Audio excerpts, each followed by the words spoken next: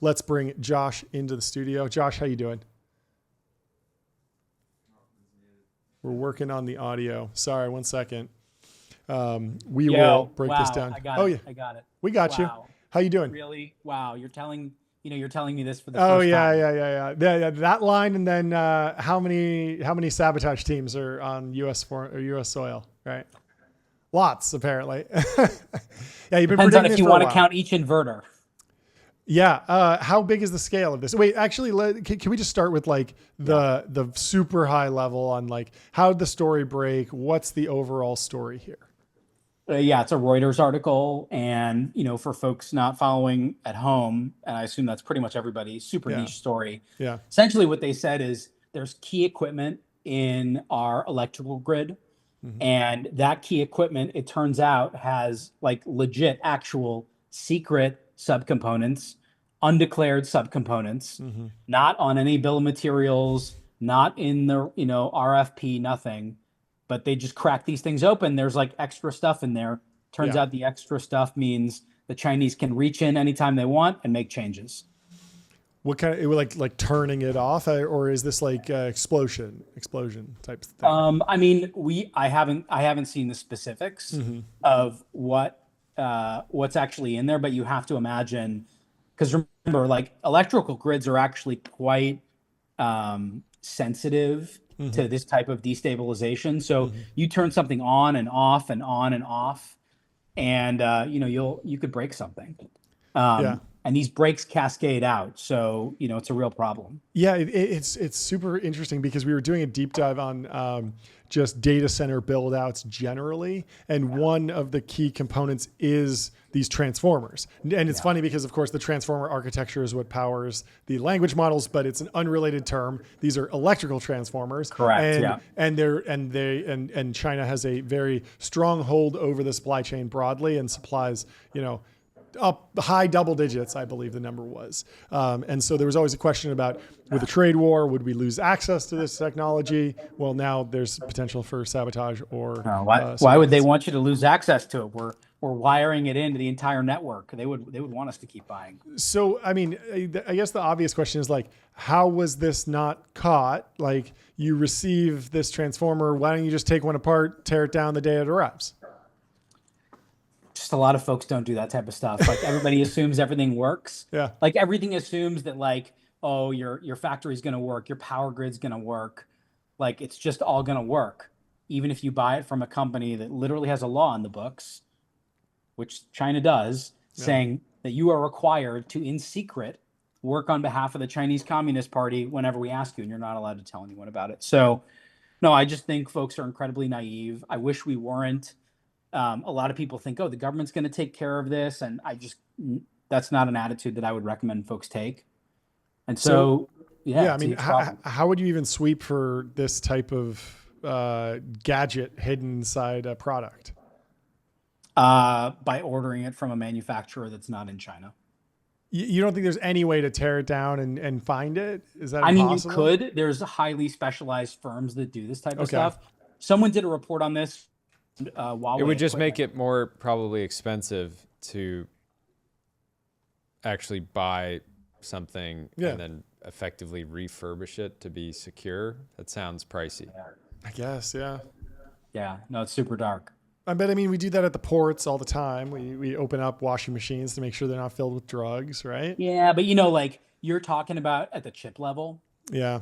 Right. So like, where are you getting the chip from? What am I going to compare that to? Like a photo of like the chip that's supposed to be? I mean, it's very technical work. There are very small companies that do this. Yeah. That they will actually do. It's called like firmware. They'll do things like firmware reverse engineering. Yeah. They'll pick something apart. But like, man, imagine having to do that at scale. It's a lot. You basically have to like Jordy said, you basically have to rebuild every single machine you buy.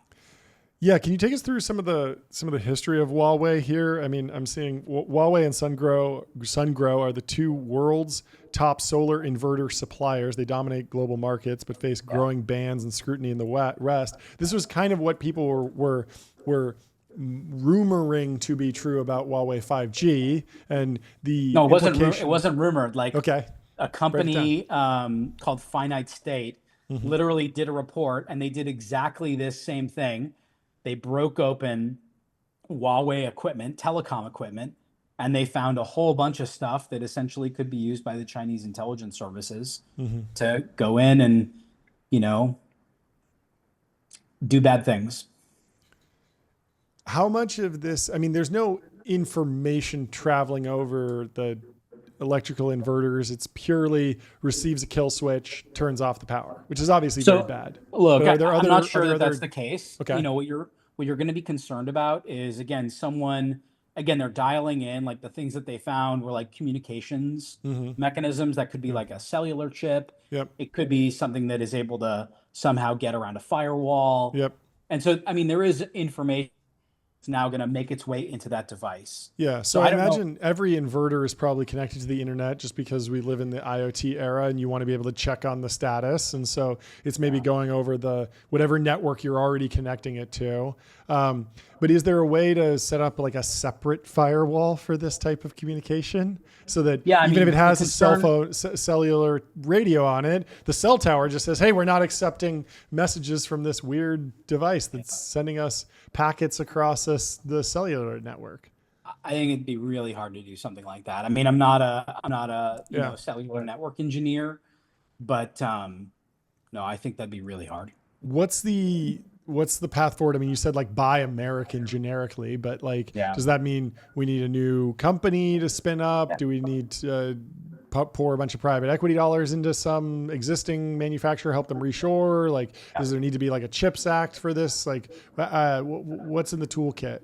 Yeah, so there is actually an American company that does these things, that builds these inverters. Man, great free advertising for them. I'm pretty sure it's called Enphase. Yeah. And great. So, yeah, like, you have a solution right then and there. Yeah. But really, I mean, look, we banned Huawei from selling us telecom gear into the United States. And so it's just a huge problem that now, you know, they're finding their way into other markets. And previously we've seen that, you know, they're operating on behalf of the Intel services. Or in close coordination with, you know, I wouldn't want to, you know, just, this is all the stuff that came out in 2018, 2019, 2020. Yeah. What's the political playbook look like for here? You worked in the administration before. I could imagine there's one narrative where it's like, you know, there's a new EO every week. The administration seems to be moving really quickly. At the same time, TikTok, DJI, these companies are not banned. So is there any hope to deal with this issue?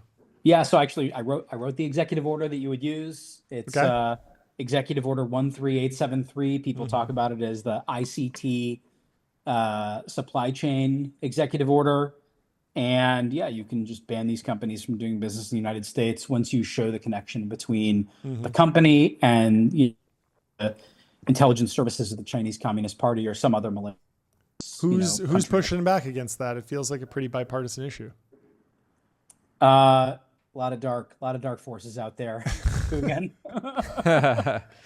Yeah. A lot of dark forces. Yeah. Maybe switching gears a little bit. Can you speak at all about, do you have any kind of more backstory on I saw that Taiwan decommissioned their last nuclear reactor. They're a huge energy importer. Do you have any kind of context there? I imagine that's something you were kind of, sounds like the plan was in place for a long time, so it shouldn't be a huge surprise, but there was some pushback online. Yeah, it's totally wild. Like, I mean, look, the Communist Party, both in Russia and China, has, you know, for decades been pushing this like denuclearize, deindustrialize line. They very effectively pushed it in Germany. You know, France gets almost all their energy from nuclear power, and the Germans had a very robust program. And then, you know, and I think a lot of this stuff got laundered through these NGOs, but ultimately it came from Russia and from aligned NGOs. And the Germans basically were like, oh yeah, we should totally make ourselves energy dependent. And if you look at how Russia now, you know, powers itself, it's like Russian gas. You know, that's why Nord Stream 2 was so big. And it's really insane because like it basically gives the Russians this like kill switch on the German economy. And, you know, you can pull up those charts, right? Like energy price is inversely correlated to like human flourishing in any given country. Yeah. Cheaper the energy is, the higher people's, Quality of life. yeah, quality of life is. So it's like this is just absolutely insane. Like Taiwan is like a poster child for you having nuclear energy. Highly educated populace, island in the middle of nowhere, vaguely hostile major actor, just a few miles offshore. Just like throw up some nukes, baby, and let her rip. Yeah, I think simple. some of the arguments against having nuclear power there were the level of seismic activity in the region, and given Skill how issue. yeah, John says Literally it's a skill issue. Like local we have these- podcaster says skill issue. When you just put it Yeah. on springs, it moves around, you're fine. There are like literally skill issue. Like in the past 60 years, there's been enough research done around what next generation nuclear reactors can look like that you absolutely have these, like they're called fail-safe reactors. I mean, this is what Isaiah is doing at Valor Atomics. Yeah. I mean, we have one in Southern California, right? There was a actually one of the first nuclear power plants in America was not far from Los Angeles. And yeah, they were worried about it. They sorted it out. There was never a nuclear reactor meltdown in Los Angeles that we know of. Who knows? Anyway, reactions to other big news over the last week. Obviously, you've been on the show a bunch. Always fun to talk. What's going on in the Middle East? What's your reaction? Are we friends with everyone? Are you excited about this stuff? Are you going to be doing business over there? Is it an opportunity for startups? Give me the read. Let POTUS cook. Okay. Donald J. Trump, the greatest deal maker probably in American history. Something like that. Maybe one of the greatest What deal makes makers. this most recent deal good in your mind? Yeah, are we learning from Huawei? Yeah, I mean, I think you don't want these folks on a hair trigger, right? There's ways in which you can negotiate folks away from kinetic engagement. You don't want them throwing bombs at each other. You want things a lot calmer. You want things a lot calmer there. Obviously, the president has his own priorities. Yeah.